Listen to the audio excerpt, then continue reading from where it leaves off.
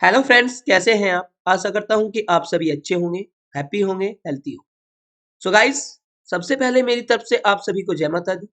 So guys, आज की video बड़ी ही इंटरेस्टेड और बड़ी ही इंफॉर्मेटिव होने वाली है आप सभी के लिए। आज की वीडियो में हम डिस्कस करेंगे कलेक्शन टॉपिक का पार्ट 2। जैसे कि मैंने अपनी प्रीवियस वीडियो में कलेक्शन टॉपिक पढ़ाया था और कलेक्शन टॉपिक में लिस्ट का पार्ट 1 पढ़ाया था।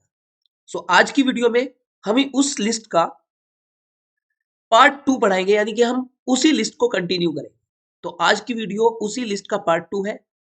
सो हम आज की वीडियो में अपनी लिस्ट को आगे कंटिन्यू करेंगे।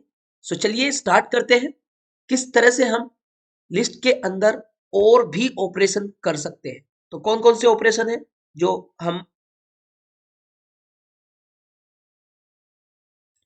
हमारा पाई चार्ट है। हमने एक लिस्ट बनाई 3 4 5 विपिन सचिन राज 55। यहाँ पे हमने दिया हर्ष। हम किसी भी टाइप का डेटा स्टोर कर सकते हैं। 55.7 कुछ कैरेक्टर वैल्यूज, ये कुछ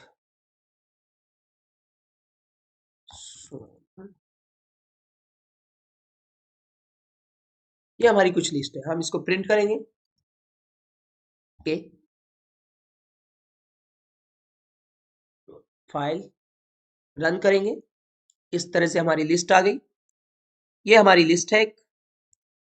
हमने प्रीवियस वीडियो में क्लियर नाम तक, क्लियर मेथड तक इंप्लीमेंट कर लिया था और लिस्ट को डिलीट भी कर दिया था डेल कीवर्ड से। प्रीवियस वीडियो में हमने देखा था। जिसने मेरी प्रीवियस वीडियो नहीं देखी, सबसे पहले वो मेरी कलेक्शन टॉपिक की लिस्ट पार्ट 1 देखे, देन उसके बाद इस वीडियो को देखे। तो हम यहाँ पे पिछली वीडियो में अपनी लिस्ट को डेल कीवर्ड से डिलीट कर चुके थे।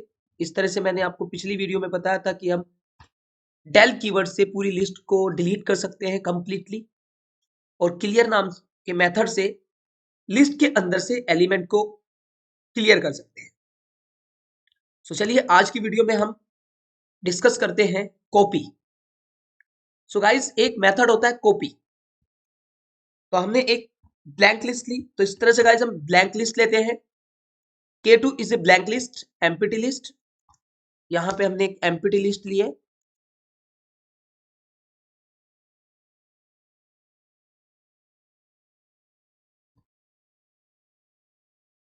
हमने एक एम्प्टी लिस्ट ली है। तो हमें K नाम की लिस्ट का डेटा K2 में पहुंचाना है। तो K2 is equal to K dot copy print K2। हमारा जो K का डेटा है वो K2 में मिलेगा एज इट इज। गाइस, यहाँ पे एक क्वेश्चन होता है कि कुछ एम्प्लॉयज और कुछ स्टूडेंट्स का ये कहना है कि हम इस तरह से तो कॉपी कर सकते हैं, हम इस तरह से भी कॉपी कर सकते हैं। K2 is equal to K। इसका आंसर भी सेम ही आएगा कॉपी की तरह। तो इसका मानना यह है कि क्या ये कॉपी है? नहीं, ये कॉपी नहीं है। ये K नाम का जो एड्रेस है, जो K नाम की लिस्ट है, उसका एड्रेस असाइन हो रहा K2 को। तो इसका पता कैसे करेंगे गाइस? हम इसका पता करेंगे हम आईडी, एक मेथड होता है पाइथन के अंदर जो वेरिएबल के एड्रेस को प्रिंट करता है। तो हमने सबसे पहले K का एड्रेस प्रिंट कर लिया, फिर हमने यहाँ पे प्रिंट आईडी ऑफ K2 का डेटा, मतलब K2 की आईडी प्रिंट कर दी। सो गाइस देखिए, अभी आपको K का और K2 का एड्रेस सेम दिखेगा। तो इसका मतलब है जो K का एड्रेस है वो ही K2 का एड्रेस है। तो जो K में असाइन है वो ही K2 में है, यानी कि K ने अपना एड्रेस K2 को असाइन कर दिया है, ना कि यहाँ पे K का डेटा कॉपी हुआ है K2 में। नहीं, यहाँ पे K का डेटा K2 में कॉपी नहीं हुआ है, K का एड्रेस असाइन हुआ है K2 को। सो गाइस, ये हमारा कॉपी नहीं है, ये हमारा असाइन होता है। और कॉपी हमारा ये होता है, अगर हम यहाँ पे K2 को ओपन करेंगे अब, और अब हम K और K2 दोनों के एड्रेस को प्रिंट करेंगे, तो गाइस देखिए दोनों का एड्रेस बिल्कुल डिफरेंट है। यानी कि यहाँ पे कंफर्म है कि K का डेटा K2 में कॉपी हुआ है और K और K2 दोनों अलग अलग लिस्ट है, यानी कि दोनों का एड्रेस डिफरेंट है। इस तरह से हम कॉपी का यूज करते हैं। कॉपी के बाद हम यहाँ पे इसे कमेंट कर देते हैं कोड को।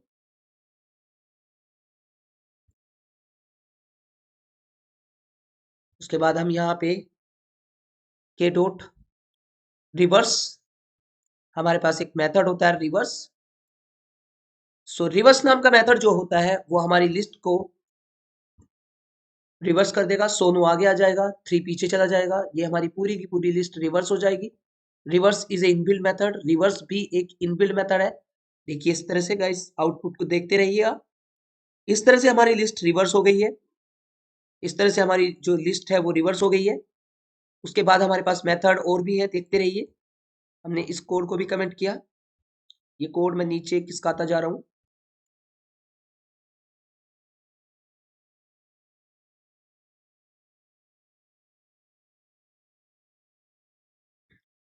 अब यहाँ पे रिवर्स नाम का मेथड हो गया। उसके बाद हमारे पास एक और मेथड होता है एक्सटेंड नाम का मेथड। तो गाइस एक्सटेंड नाम का मेथड कैसे यूज करेंगे, हमने एक और लिस्ट बनाई।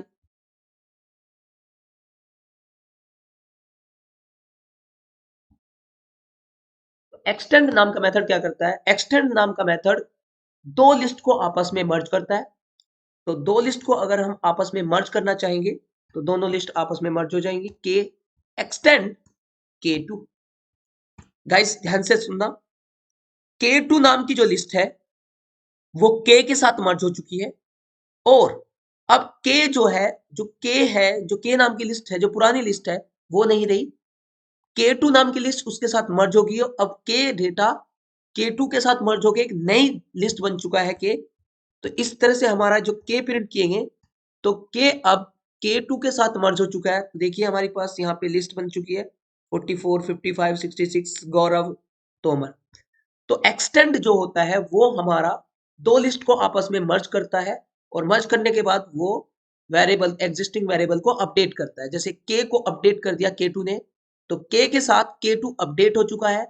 के के को के टू ने अपडेट कर दिया है, तो के का जो डेटा है वो पुराना डेटा नहीं है। देखिए सोनू से आगे दूसरी लिस्ट भी एक्सटेंड है, तो के अब पुराना वाला नहीं रहा, अपडेट हो चुका है। गाइस अगर हम यहाँ पे के टू कर देंगे, के टू एक्सटेंड के, तो अब यहाँ पे के टू के साथ अपडेट हो जाएगा।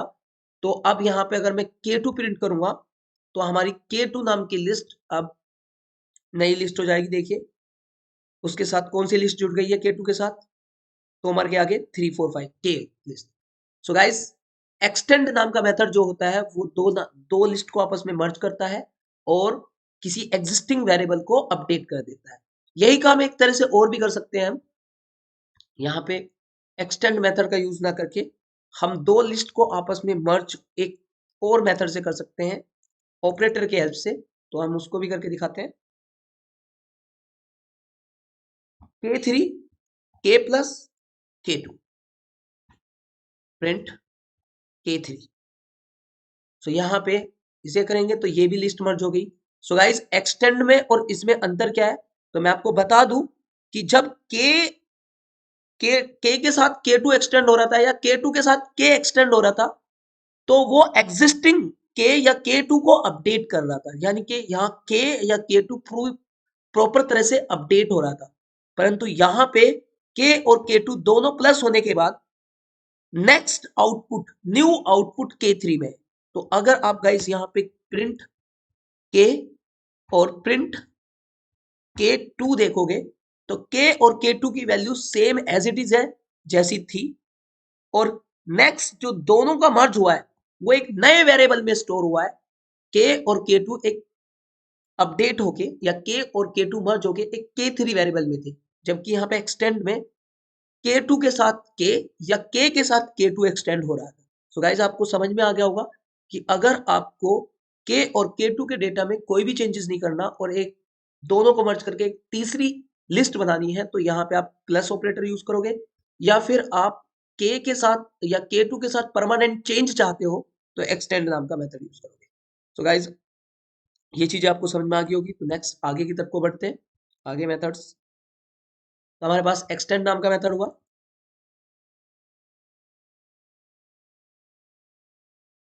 अब हमारे पास एक काउंट नाम का मेथड होता है। सो काउंट नाम का जो मेथड होता है, काउंट नाम का जो मेथड होता है वो लिस्ट के अंदर से रिपीटिव वैल्यू को काउंट करता है। जैसे हम यहाँ पे इस लिस्ट के अंदर विपिन, यहाँ पे भी विपिन, तो अब मुझे यहाँ पे अपनी लिस्ट के अंदर से विपिन नाम के कैंडिडेट को काउंट करना है। तो अगर मुझे ये पता करना हो कि कोई भी एलिमेंट कितनी बार, नंबर्स ऑफ रिपीट है, how many times repeat in list, तो कितनी बार लिस्ट में रिपीट है, तो वो उस रिपीटिव को काउंट करने के लिए हमारे पास एक काउंट नाम का मेथड होता है। तो जैसे कि मुझे यहाँ पे विपिन को देखना है कि विपिन कितने टाइम्स लिस्ट के अंदर एग्जिस्ट करता है, तो हम यहाँ पे यूज करेंगे प्रिंट के डॉट काउंट विपिन। सो यहाँ पे 3 टाइम्स, देखिए यहाँ पे काउंट नाम का मेथड बता रहा है कि विपिन नाम का जो कैंडिडेट है वो लिस्ट के अंदर 3 टाइम्स रिपीट है।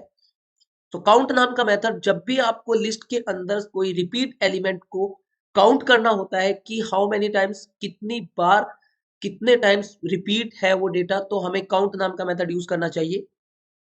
और एक होता है कि अगर मैं ये चाहता हूं कि मेरी लिस्ट में टोटल नंबर्स ऑफ एलिमेंट कितने हैं, तो उसके लिए हमारे पास एक मेथड होता है लेंथ। अगर लिस्ट में, कंप्लीट लिस्ट में चाहिए, कंप्लीट लिस्ट में टोटल नंबर्स ऑफ एलिमेंट कितने हैं, उनका साइज पता करना है, तो हमारे पास लेंथ होता है। और अगर मुझे लिस्ट के अंदर किसी भी एलिमेंट को, रिपीट एलिमेंट को पता करना है कि वो कितनी बार रिपीट है, तो हम उसमें यहाँ पे काउंट नाम का मेथड यूज करते हैं। तो अब लेंथ नाम का मेथड है, ये लेंथ नाम का मेथड बताएगा कि नंबर्स ऑफ एलिमेंट लिस्ट के अंदर टोटल कितने हैं। तो टोटल नंबर्स ऑफ एलिमेंट 11 है। सो ये हमारी लेंथ ऑफ लिस्ट बताता है।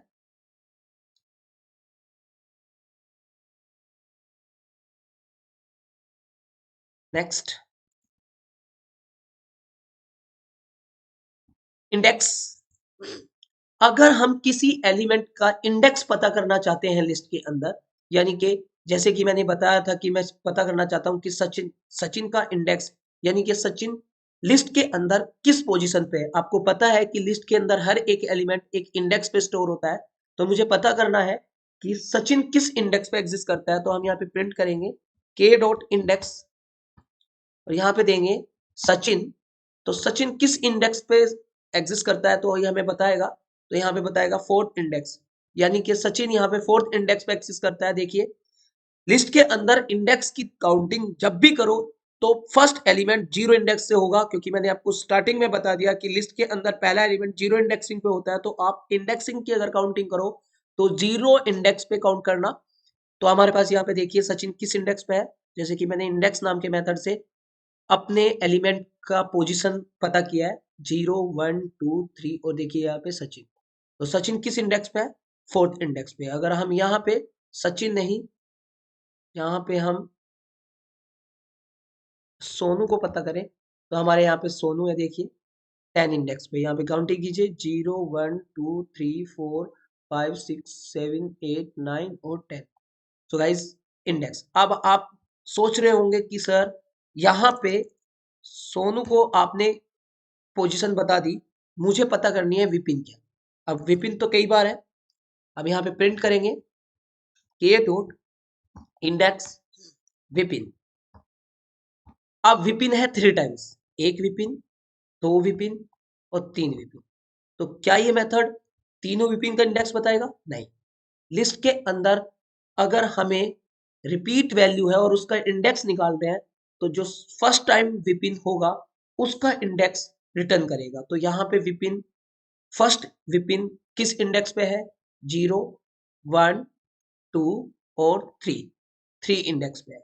सो अगर आपको और उसके अलावा दो विपिन का इंडेक्स और पता करना है, तो ये हम आगे चल के लूप से करेंगे। तो हम लूप के द्वारा ये इंडेक्स फाइंड आउट करेंगे कि 2 और 3 विपिन किस इंडेक्स पे है।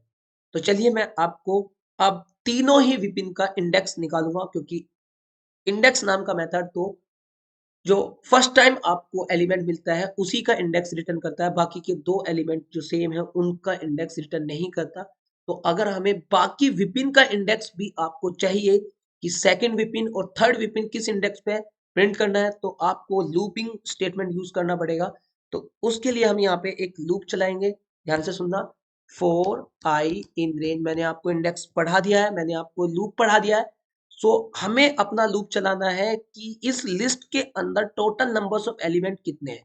तो हमने स्टार्टिंग इंडेक्स 0 दिया, हमने अपनी लिस्ट का स्टार्टिंग इंडेक्स 0 दिया और लेंथ ऑफ के यानी कि लिस्ट की लेंथ तक गए, यानी कि जो मेरी लिस्ट है उसकी लेंथ तक गए। अब हमने यहाँ पे एक एलिमेंट दिया, इफ अगर के मेरा एक ये लिस्ट है, अगर के आई इंडेक्स मतलब आई स्टार्टिंग में आई की वैल्यू कितनी होगी 0, तो के 0 इंडेक्स पे अगर विपिन मिलता है, विपिन मिलता रहेगा, तो वो यहाँ पे उस इंडेक्स मतलब आई, यहाँ पे आई क्या है, यहाँ पे आई क्या है, मेरी लिस्ट का इंडेक्स 0 इंडेक्स, आई की वैल्यू 0 इंडेक्स, आई की वैल्यू 0 इंडेक्स, आई की वैल्यू 1 इंडेक्स, आई की वैल्यू 2 इंडेक्स, आई की वैल्यू 3 इंडेक्स। और आई तब तक चलता रहेगा जब तक लिस्ट का एंड ऑफ इंडेक्स ना मिल जाए, क्योंकि मैंने अपना लूप लेंथ ऑफ आई तक पहुंचाया हुआ है। तो आई की वैल्यू कितनी है 0, तो यहाँ पे के मेरा ये रहा और आई की वैल्यू 0, 0 इंडेक्स पे भी पिन है नहीं है, 1 इंडेक्स पे भी पिन है नहीं है, 2 इंडेक्स पे भी पिन है नहीं है, 3 इंडेक्स पे भी पिन है यस। तो मैंने तभी उस इंडेक्स को प्रिंट कर लिया और उस बीच में उसके नेम को प्रिंट कर दिया। तो गाइस देखिए, अब यहाँ पे प्रिंट करेंगे तो हमें यहाँ पे दिखाएगा कि यहाँ पे देखिए एक विपिन 3 इंडेक्स पे है, एक विपिन 5 इंडेक्स पे है, एक विपिन 7 इंडेक्स पे। सो गाइस आपको समझ में आया होगा ये लूपिंग कोड। हमने अपना लूप एरे की लेंथ तक चलाया है, स्टार्टिंग इंडेक्स 0 दिया क्योंकि मेरी लिस्ट का पहला एलिमेंट 0 इंडेक्स पे ही होता है। तो जैसे ही गाइस मेरी आई की वैल्यू 0 हुई, तो यहाँ पे के एक लिस्ट है और के 0 इंडेक्स पे चेक कर रहा है क्या विपिन है नहीं है। के फिर आई की वैल्यू 1 हुई, तो के 1 इंडेक्स पे क्या विपिन है नहीं है, 2 इंडेक्स पे नहीं है, 3 इंडेक्स पे यस। जैसे ही 3 इंडेक्स पे हुआ तो ये कंडीशन होगी ट्रू और इसने 3 इंडेक्स प्रिंट किया और के 3 इंडेक्स पे जो भी एलिमेंट है वो प्रिंट किया। फिर सचिन आया नहीं है, विपिन फिर आया, जैसे फिर विपिन मैच हुआ तो उसने उसका इंडेक्स वैल्यू और उसका नाम वैल्यू इंडेक्स वाइज प्रिंट कर दिया। सो गाइस आपको समझ में आया होगा कि हम लिस्ट के अंदर से रिपीटिव एलिमेंट की इंडेक्स फाइंड आउट कैसे करते हैं। सो गाइस आपको समझ में आया होगा, चलिए आगे बढ़ते हैं। अब हम यहाँ पे बताने जा रहे हैं कि अभी तक मैं क्या कर रहा था कि मैं अपनी लिस्ट के अंदर जितने भी एलिमेंट है वो हार्ड कोड वैल्यू दे रहा था, यानी कि जहां भी लिस्ट बनाई है मैनुअली देता जा रहा था, मैनुअली देता जा रहा था। तो मैं चाहता हूं कि मेरी जो लिस्ट है वो यूजर डिफाइंड बने। तो मैं चाहता हूं कि मेरी एक लिस्ट है जो कि यूजर डिफाइंड बने, तो मैं अपनी लिस्ट को यूजर डिफाइंड बनाऊंगा। मैं अपनी लिस्ट को रन टाइम पे वैल्यू दूंगा, मैं अपनी लिस्ट के अंदर user input value run time पे दूंगा, मैं कोडिंग टाइम पे अपने लिस्ट के अंदर के एलिमेंट को प्रिंट नहीं करूंगा या manually hard code value list के अंदर नहीं दूंगा। तो चलिए हम इस कोड को करेंगे। सबसे पहले हमने यहाँ पे डिसाइड किया है इंट मतलब input, enter the size of enter the size of list. हम यहाँ डिसाइड कर रहे हैं कि हमारी लिस्ट के अंदर नंबर्स ऑफ एलिमेंट्स कितने रन टाइम पे जाने हैं। तो हमने x नाम के वेरिएबल को साइज दे दिया, फिर हमने एक एम्प्टी लिस्ट ले ली k2, हमने एक ब्लैंक लिस्ट ली k2 is a empty list और x is a size of list, यानी कि रन टाइम पे लिस्ट के अंदर कितने एलिमेंट मैं इनपुट करा सकता हूँ। और फिर हमने एक लूप चलाया क्योंकि एक से ज्यादा काम या मल्टीपल टाइप का काम मेरा लूप ही करता है। तो फॉर आई इन रेंज 0 से 0 इंडेक्स से, क्योंकि मेरी लिस्ट फर्स्ट एलिमेंट 0 इंडेक्स पे ही डालती है, तो मैं अपना लूप 0 इंडेक्स से स्टार्ट करता हूँ x प्लस आई, मतलब x प्लस आई तक, क्योंकि मेरा लूप एक पीछे चलता है। तो अगर मैंने 10 दिया तो 10 तक एलिमेंट देने के लिए 9 प्लस 1 मतलब 10 तक पहुंचाते हैं। तो अगर हमने 9 दिए हैं तो 8 तक चलता है लूप, 10 दिए तो 9 तक चलता है, 25 दिए तो 24 तक चलता है। तो इसलिए मैंने end of condition x plus 1 कर ली, पहले से समझाया हुआ था मैंने आपको। तो अब हम यहाँ पे गाइस लूप चलता रहेगा और input int input enter the value, और ये वैल्यू लूप घूमता रहेगा। ये वैल्यू K2 के अंदर मैंने आपको पढ़ाया था, अपेंड नाम का मेथड होता है जो लिस्ट के अंदर एक के बाद एक के बाद एक के बाद एलिमेंट एड ऑन करता चला जाता है।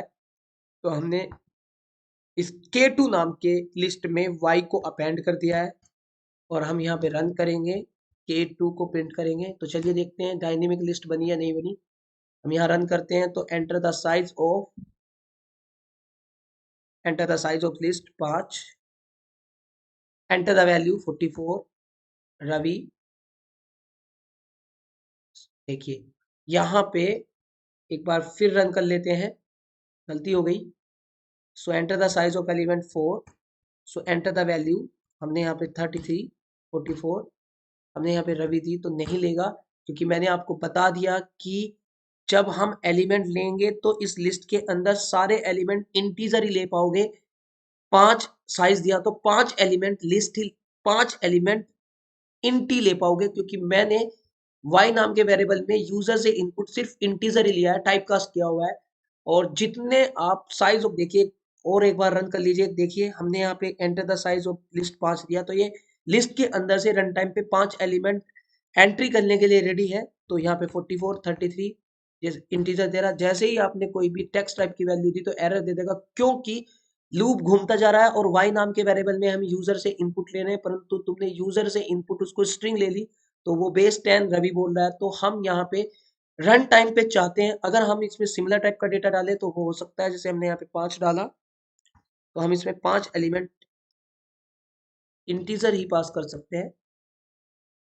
तो देखिए अगर मैं चाहता हूं कि मेरी लिस्ट के अंदर हर तरह का डेटा ऐड हो, मुझे डायनेमिक टाइप का इन फ्लोट डबल कैरेक्टर हर तरह का इनपुट दे सकूं, हर तरह के इनपुट टाइप को मैं रख सकूं, तो हम यहाँ सबसे पहले एवल नाम का फंक्शन यूज करेंगे। एवल एक फंक्शन होता है पाइथन के अंदर जो रन टाइम पे यूजर से एक्स नाम के वेरिएबल में, यानी कि वेरिएबल के अंदर किसी भी टाइप की वैल्यू ले लेगा। तो हम यहाँ पे रन करेंगे तो अब हम यहाँ पे एंटर द साइज ऑफ 5 करेंगे तो हम अब कुछ भी वैल्यू रन टाइम पे ले सकते हैं, इंटीजर भी लेंगे, फ्लोट भी लेंगे, स्ट्रिंग भी लेंगे। याद रखना जब भी आप एवल लगाए, यूजर से इनपुट वैल्यू एवल ले तो रन टाइम पे स्ट्रिंग वैल्यू सिंगल कोट में ही देनी पड़ेगी आपको।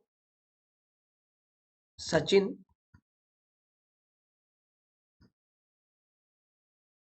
ये देखिए इस तरह से हमारी एक लिस्ट डायनेमिक लिस्ट बन गई है। मैंने आपसे बोला था कि अगर आप एवल नहीं लगाओगे, जैसे अगर मैं रन करूंगा और आप में से कुछ बच्चे गलती कर देते हैं कि 5 देंगे और हमने यहाँ पे वैल्यू दी है तो इंटीजर वैल्यू ले लेगा, और जब तुमने स्ट्रिंग ली तो आप यह ऐसे रवि छोड़ देंगे, तो इस तरह से एरर दे देगा, क्योंकि वो रवि को नहीं समझता। आपको एवल जहां भी लगेगा, जिस वेरिएबल में आप रन टाइम पे किसी भी टाइप की वैल्यू स्टोर करना चाहते हो, तो आप अगर किसी भी टाइप की वैल्यू आप देना चाहते हो तो आप उस वेरिएबल को पाइथन में एवल करोगे। एवल की फुल फॉर्म होती है इवैल्यूएशंस एट रन टाइम। तो हम यहाँ पे रन करेंगे तो अब हम एक लिस्ट बनाएंगे जो कि स्ट्रिंग इंटीजर हर तरह की वैल्यू होगी। 5 लिया तो हमने इसमें रवि दिया, हमने यहाँ पे सोनू दिया, हमने यहाँ पे 33 44 और कुछ पॉइंटों में वैल्यू। तो देखिए इस तरह से हमारी डायनेमिक लिस्ट बन चुकी है। तो इस तरह से हम यूजर डिफाइंड लिस्ट लेते हैं, ये हमारी यूजर डिफाइंड लिस्ट होती है, dynamic user defined list for user input purpose. तो हम इस लिस्ट के अंदर अगर हम इंटीजर ही वैल्यू फिक्स रखना चाहते हैं, इसकी लिस्ट के अंदर इंटीजर जाए तो यहाँ पे टाइप कास्ट इंट कर दो। अगर हमें यहाँ चाहिए कि फ्लोट है, सिर्फ फ्लोट ही फ्लोट वैल्यू जाए तो फ्लोट कर दो। और अगर हम चाहिए कि लिस्ट के अंदर K2 नाम की लिस्ट के अंदर रन टाइम पे हर तरह का डेटा जाए तो एवल कर। सो गाइस आई होप आपको समझ में आया होगा कि किस तरह से मैं आपको यहाँ पे समझाने की कोशिश कर रहा हूँ। ठीक है, तो मिलेंगे हम नेक्स्ट वीडियो में पार्ट 3 में। तो ये अब तक के लिए अब हम अपनी वीडियो को विराम देते हैं और मिलेंगे नेक्स्ट वीडियो में। तब तक के लिए अगर आप मेरे चैनल पे नए हो तो सब्सक्राइब करें, कमेंट करें, लाइक करें, शेयर करें, और आगे तक इस वीडियो को फॉरवर्ड करें उन बच्चों को जो कि स्किल्स डेवलप करना चाहते हैं और फाइनेंशियल के कारण नहीं कर पाते। तो प्लीज आपसे हम्बल हाथ जोड़ के विनती है कि आप उन लोगों तक इस वीडियो को पहुंचाएं, लाइक करें, कमेंट करें, सब्सक्राइब करें, और चैनल पे फर्स्ट टाइम है तो सब्सक्राइब करें, बेल आइकन